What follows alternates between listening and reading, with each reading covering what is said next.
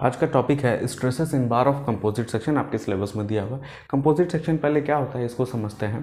जब कभी अभी तक जितना भी एग्जांपल हम लोग बनाए उसमें जो लोड का ट्रांसमिशन था वो थ्रू आउट द लेंथ सभी जगह पे एक जैसा ही मटेरियल था। मॉडुलस ऑफ इलास्टिसिटी सभी जगह पे एक जैसा ही था, मतलब यूनिफॉर्म था और एक जैसा प्रॉपर्टी सभी जगह पे वो कैरी कर रहा था, यानी एक मटेरियल का बना होता। सिंपली यहाँ पे एक से अधिक मटेरियल का अगर कोई भी सेक्शन हो और उसके थ्रू हम लोग लोड ट्रांसमिट कर रहे हैं तो प्रॉपर्टी जो है अलग अलग मटेरियल का अलग अलग होता है।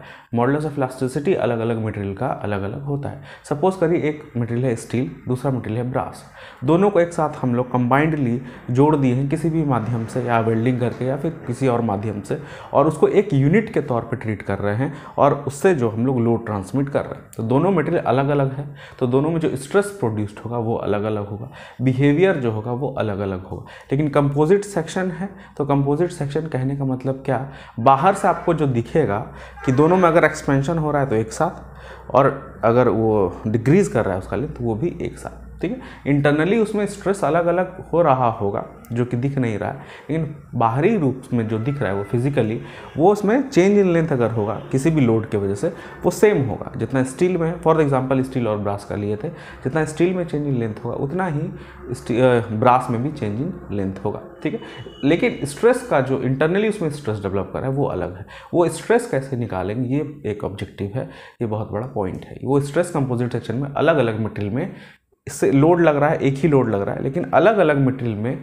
जिसका कि क्रॉस सेक्शन आपको दिया हुआ हो सकता है, एनालिसिस कर रहे हैं क्वेश्चन का, तो क्रॉस सेक्शन स्टील का कितना है, ब्रास का कितना है, ये दिया हुआ होगा। मटेरियल 1 का कितना है, मटेरियल 2 का कितना है। ठीक है, और उसके थ्रू लोड ट्रांसमिट हो रहा है, तो मटेरियल 1 में कितना स्ट्रेस डेवलप किया, मटेरियल 2 में कितना स्ट्रेस डेवलप किया, ये फाइंड आउट करना रहता है क्वेश्चन में। ठीक है, इसको देखते हैं फिगर के थ्रू हम लोग समझते हैं। फॉर एग्जाम्पल सपोज करिए कंपोजिट सेक्शन किसी भी तरह का हो सकता है। ये सपोज करिए स्टील है इस साइड और इस साइड ये ब्रास है।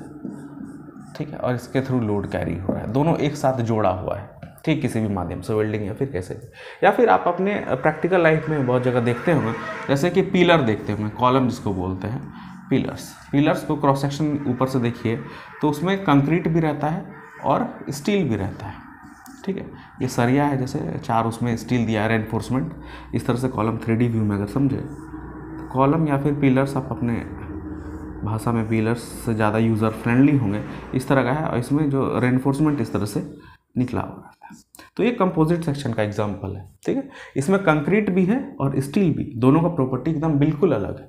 कंक्रीट का प्रॉपर्टी अलग है, उसका मॉडुलस ऑफ इलास्टिसिटी अलग है, और स्टील का प्रॉपर्टी अलग है, उसका मॉडुलस ऑफ इलास्टिसिटी अलग है, लेकिन एक साथ कास्ट किया गया। ठीक है, और दोनों के थ्रू लोड ट्रांसमिट हो रहा है। ठीक है, आइदर वो कंप्रेसिव, आइदर वो टेंसाइल। तो इस तरह का जो मटेरियल है वो क्या कहलाता है, कंपोजिट सेक्शन। अब यहाँ पे अलग अलग मटेरियल है तो एक साथ कास्ट किया गया है। इसका मतलब क्या, जो बाहरी रूप में आपको दिखेगा, जो चेंज इन लेंथ होगा वो सेम होगा, आइदर वो डिक्रीज हो रहा है या फिर इंक्रीज हो रहा है। अगर टूटेगा तो साथ साथ टूटेगा, ये है। उसके बाद जो स्ट्रेस लेकिन डेवलप करेगा मटेरियल में, स्टील में अलग स्ट्रेस और कंक्रीट में अलग, वो इंटरनल प्रॉपर्टी है। वो लोड लगने के बाद स्ट्रेस जो डेवलप कर रहा है कंक्रीट में, वो अलग अमाउंट का वही स्ट्रेस निकालना है। जैसे कि ये फॉर एग्जांपल कंक्रीट में कितना स्ट्रेस डेवलप कर रहा है, स्टील में कितना स्ट्रेस डेवलप कर रहा है। 2 अननोन हो गया, स्ट्रेस इन कंक्रीट और स्ट्रेस इन स्टील। इसको कैसे फाइंड आउट करते हैं, इसका कुछ बेसिक सा स्टेप है, इसको हम लोग देखते हैं। फॉर एग्जांपल देखिए, यहाँ पे लोड कैरी हो रहा है दोनों के थ्रू, दोनों सपोज करिए यहाँ पे वेल्डिंग के थ्रू एक साथ जोड़ दिया गया। 2 मटेरियल है, इसका नाम देते हैं मटेरियल 1, इसका नाम देते हैं मटेरियल 2। ठीक, और दोनों के थ्रू एक साथ कंपोजिट करके एक लोड ट्रांसमिट हो रहा है P। तो फाइंड आउट करना है इस मटेरियल 1 में स्ट्रेस कितना डेवलप कर रहा है, इस मटेरियल 2 में कितना स्ट्रेस डेवलप कर रहा है। ये आपको एग्जामिनेशन में इस तरह से पूछा जाएगा क्वेश्चन। तो कैसे हम लोग निकालेंगे, इसका बेसिक सा 2 लॉजिक है, वो 2 लॉजिक अप्लाई कर रहे हैं कि ये जो टोटल लोड है इसका कुछ पार्ट ये कैरी कर रहा होगा, ये अपने ऊपर ले रहा होगा, और कुछ पार्ट ये अपने ऊपर ले रहा होगा। दोनों का स्ट्रेंथ अलग अलग है, क्रॉस सेक्शन एरिया अलग अलग हो सकता है, तो ज़रूरी नहीं कि आधा आधा बांट लेगा। ठीक है।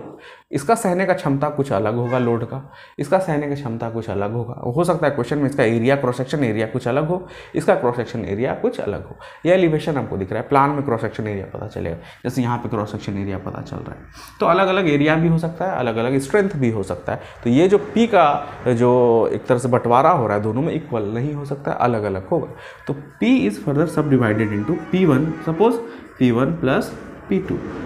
कुछ पार्ट इस लोड का, टोटल लोड का, ये टोटल लोड है, कुछ पार्ट ये ले रहा है और कुछ पार्ट ये ले रहा है। ये क्वेश्चन हम लोग बना रहे हैं और ये P जो है आपको क्वेश्चन में दिया हुआ है, गिवन है। ये क्या है? P गिवन है। आपको फाइंड आउट क्या करना है? फाइंड आउट करना है स्ट्रेस 1 और स्ट्रेस 2। क्वेश्चन में आपको steel, stress in steel, stress in copper, stress in brass, stress in कुछ भी मटेरियल हो सकता है यहाँ पे 1 और 2 के जगह पर, ठीक है। तो इसको फाइंड आउट करना है। तो P equals to P1 plus P2। इसको फर्दर सिंप्लीफाई करें तो stress equals to P upon K, ठीक है।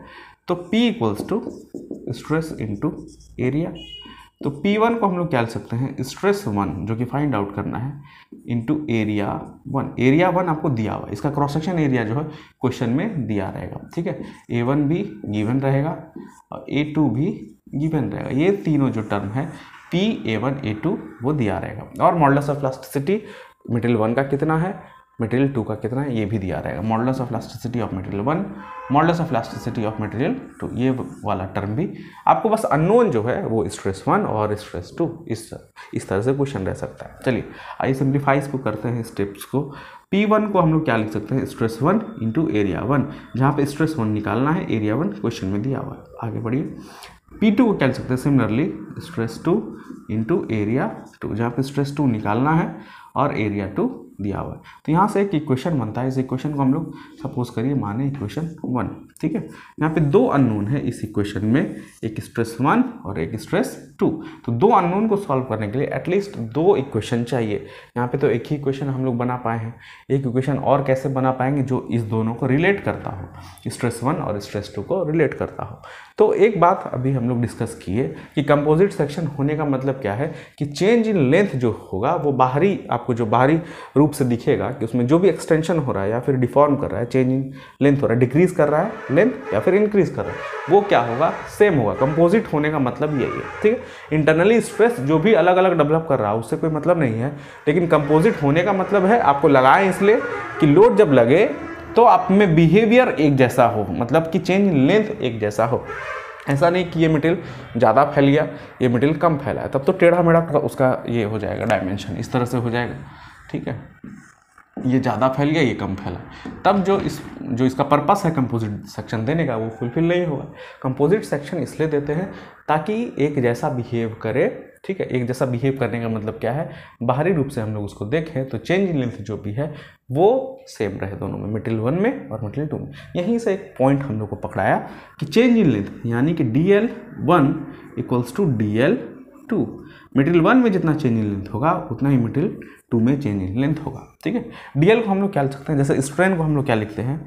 स्ट्रेन को सिंपली इसको ऐसे लिखते हैं, DL को PL बटे A P1 into L1 divided by A1 into E1 equals to P2 into L2 divided by A2 into E2। अब देखिए यहाँ पे P1 बटे A1, इसको क्या हम लोग लिख सकते हैं?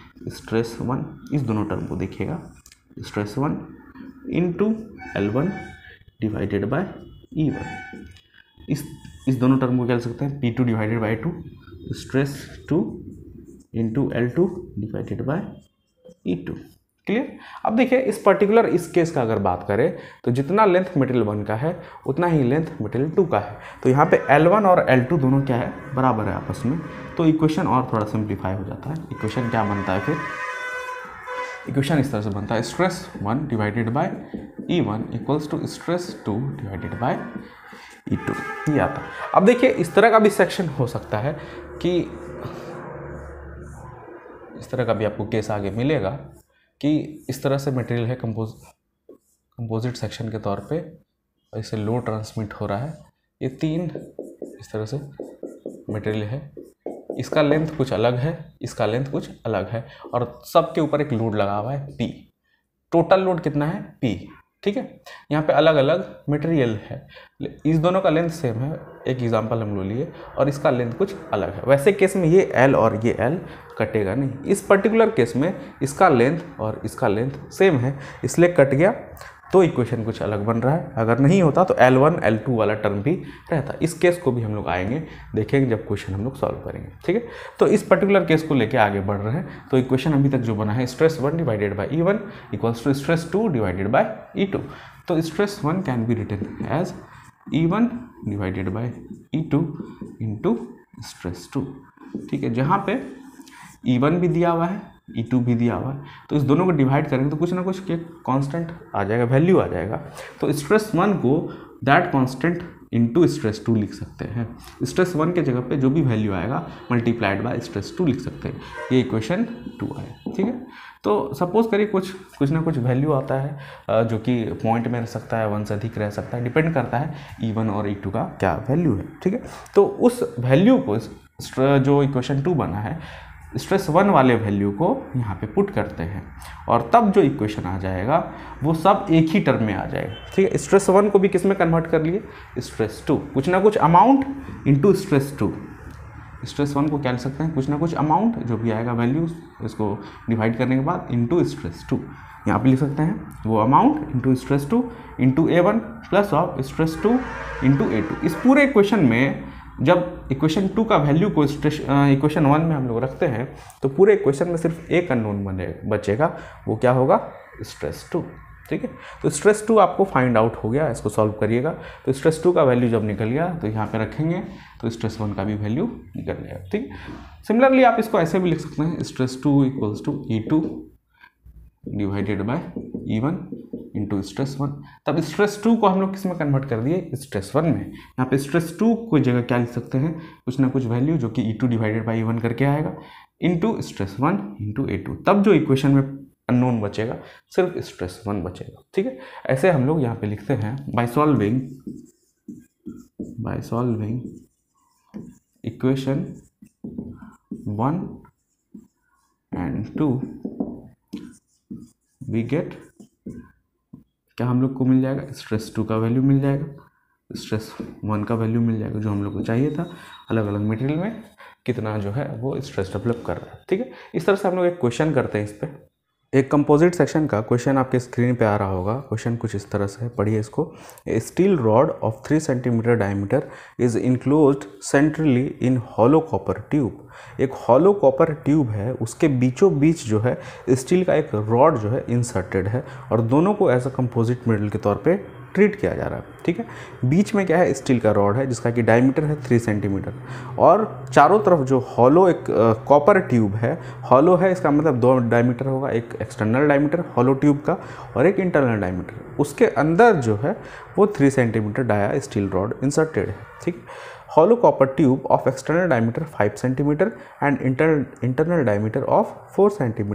The composite bar is then subjected to an axial pull of 45,000 Newton. अब कंपोजिट सेक्शन के तौर पे इसको ट्रीट किया जा रहा है और उसमें एक्सियली पुल यानी टेंसाइल फोर्स एक तरह से लग रहा है, कितना न्यूटन का, 45,000 न्यूटन का।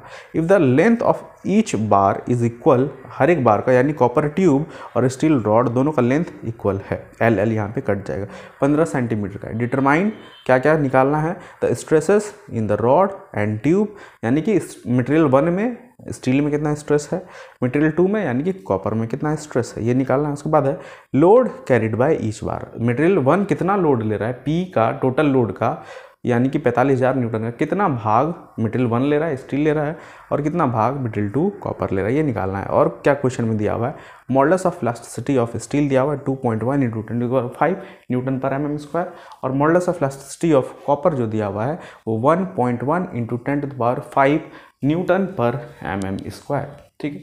इसको फिगर के थ्रू हम लोग समझते हैं। देखिए ये एलिवेशन है और ये प्लान है। एलिवेशन एक कंपोजिट मटेरियल है जिसके थ्रू यहाँ पे लोड अप्लाइड है और टेंसाइल लोड इस तरह से लग रहा है, कंपोजिट मटेरियल बनाया गया है, स्टील रॉड बीच में है और चारों तरफ से ये कॉपर ट्यूब से इनक्लोज्ड है, घिरा हुआ है। कॉपर ट्यूब का 2 डायमीटर है, एक 5 सेंटीमीटर का और एक 4 सेंटीमीटर का, यहाँ पे दिख रहा होगा कॉपर ट्यूब बाहर जो इस तरह से छल्ला गया है, ये कॉपर ट्यूब का, और बीच में एकदम सॉलिड जो है वो इसमें कहीं भी हॉलो नहीं है, ये सॉलिड पार्ट है, ये क्या है स्टील, तो ये क्या है कॉपर, ये प्लान है और ये एलिवेशन, और इसके थ्रू लोड ट्रांसमिट हो रहा है 45,000 न्यूटन का, और ये ES और EC दिया हुआ है, models of elasticity of steel and copper, ये दिया हुआ है। क्वेश्चन में पूछा जा रहा है कि स्ट्रेस स्टील में कितना डेवलप करेगा, कॉपर में कितना डेवलप करेगा, और लोड जो है इसका कितना पार्ट स्टील कैरी कर रहा है और कितना पार्ट कॉपर कैरी कर रहा है, इसको बनाना है। चलिए आइए, तो हम लोग जो स्टेप्स अभी देखे थे जस्ट उसी तरह से फॉलो करेंगे, ठीक है। टोटल लोड इज सब divided into steel and copper, यहाँ पे मेटल 1 मेटल 2 की जगह, चूँकि यहाँ पे मेटल का नाम मेंशन कर दिया, स्टील एंड कॉपर वो लिखते हैं। टोटल लोड कितना है, सबको न्यूटन में ही रहने दें, 45,000 न्यूटन इक्वल्स टू, इसको क्या हम लोग लिख सकते हैं, stress develop in steel into area of steel plus stress develop in copper into area of copper, ये लिख सकते हैं, ठीक है। अब देखिए area of steel and copper आप यहाँ पे कैलकुलेट करना पड़ेगा, डायरेक्टली एरिया नहीं दिया और डाया दिया हुआ है, तो डाया से हम लोग कैसे एरिया निकालेंगे, एरिया ऑफ स्टील पहले निकाल के हम लोग रख लें यहाँ पे, AS जो गिवन डाटा है उसी में, एरिया ऑफ स्टील π/4 इंटू इसका डाया कितना है 30 mm का, सबको mm में लें, 3 सेंटीमीटर यानी 30 mm, π/4 इंटू 30 का स्क्वायर, यानी कि आता है 706.86 mm स्क्वायर, ठीक है। एरिया ऑफ कॉपर अब निकाल लें, area of copper π/4 D outer कितना है 50 mm का स्क्वायर माइनस डी इनर कितना है 40 mm का स्क्वायर, इस तरह से हॉलो का एरिया निकलता है। तो इसको हम लोग सॉल्व करें, π/4 इंटू 50 का स्क्वायर माइनस 40 का स्क्वायर, ये भी एरिया लकीली सेम आया 706.86 mm स्क्वायर, लेकिन ज़रूरी नहीं कि हर एक एग्जाम्पल में आपको एरिया सेम ही आए, ये एकदम कंप्लीट अलग अलग हो सकता है, ठीक है। लकीली यहाँ पे एरिया सेम आया, चलिए एरिया यहाँ पे निकल गया 706.86 mm स्क्वायर, तो इसको हम लोग एरिया का वैल्यू को रखते हैं, इक्वेशन को और सिंप्लीफाई करते हैं। स्ट्रेस स्टील ये नहीं दिया हुआ, ये 706.86 है ना, 706.86 प्लस ये भी नहीं दिया हुआ है, इसको निकालना है, यही 2 अननोन है, इंटू इसका भी एरिया, कॉपर का एरिया 706.86, ये इक्वेशन 1 आ गया। चलिए अब इक्वेशन 2 हम लोग क्या लिख सकते हैं, जो by applying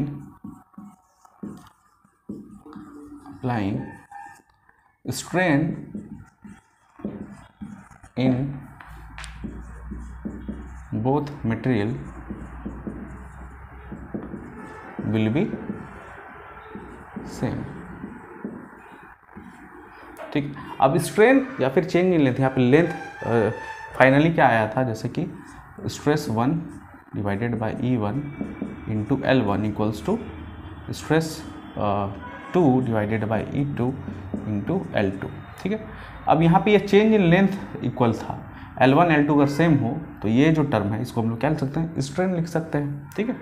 क्यों, क्योंकि stress divided by strain equals to modulus of elasticity, तो strain equals to stress divided by modulus of elasticity, तो ये जो टर्म है ये किसको डिफाइन कर रहा है, स्ट्रेन को, इसलिए यहाँ पे लिखें strain in both material will be same. ये स्ट्रेन सेम कब होगा, जब लेंथ सेम हो दोनों का, अगर लेंथ अलग अलग हो, L1 और L2 अलग अलग हो, तो यहाँ पे स्ट्रेन नहीं लिखेंगे, change in length in the both material will be same, बस ये चेंजेस है अगर लेंथ अलग हो, ठीक है। तो इस थ्योरम को हम लोग अप्लाई करते हैं, और यहाँ पे 1 और 2 की जगह क्या लिखते हैं, stress in steel divided by modulus of elasticity of steel equals to stress in copper divided by modulus of elasticity of copper. This equation can further be simplified as stress in steel equals to modulus of elasticity of steel divided by modulus of elasticity of copper into stress in copper. तो ES divided by EC इसका value आपको दे रखा है, ES का value जो है वो कितना है 2.1 into 10⁵, 2.1 into 10⁵ divided by EC का वैल्यू भी दे रखा है 1.1 इंटू 10⁵, 1.1 इंटू 10⁵ 5 इंटू स्ट्रेस सी। ठीक है, ये तो ऐसे ही कट जाएगा। 2.1 डिवाइडेड बाय 1.1, 2.1 डिवाइडेड बाय 1.1। जो एक कांस्टेंट बोले थे वो कांस्टेंट का वैल्यू कितना है इस दोनों को डिवाइड करने के बाद 1.909 इंटू स्ट्रेस सी।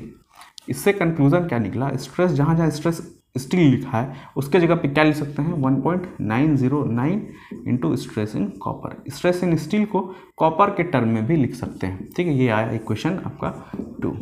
ठीक है, put value of equation 2 in equation 1। ठीक है, दूसरे वाले इक्वेशन की वैल्यू को 1 में रखते हैं। ठीक है, तो स्ट्रेस यहाँ पे 1 वाला इक्वेशन क्या था 45,000 newton equals to stress in steel, इसके जगह पे क्या लिखना है 1.909 इंटू स्ट्रेस इन कॉपर, और एरिया ऑफ स्टील तो यहाँ पे सेम है 706.86, वो बहु उसको ही उतार देना है। ठीक, स्ट्रेस इन कॉपर को रहने देते हैं क्योंकि इस टर्म को भी हम लोग किस में कन्वर्ट किए हैं, स्टील वाले टर्म को कॉपर में, तो कॉपर को रहने देते हैं। पूरा इक्वेशन जो है एक अननोन में आ जाएगा इंटू 706.86। इसको सॉल्व करिए तो कितना आता है 1.909 इंटू 706.86 प्लस 706.86, ये आता है 2056.256 stress in copper equals to 45,000 जो टोटल लोड था। तो stress in copper can be written as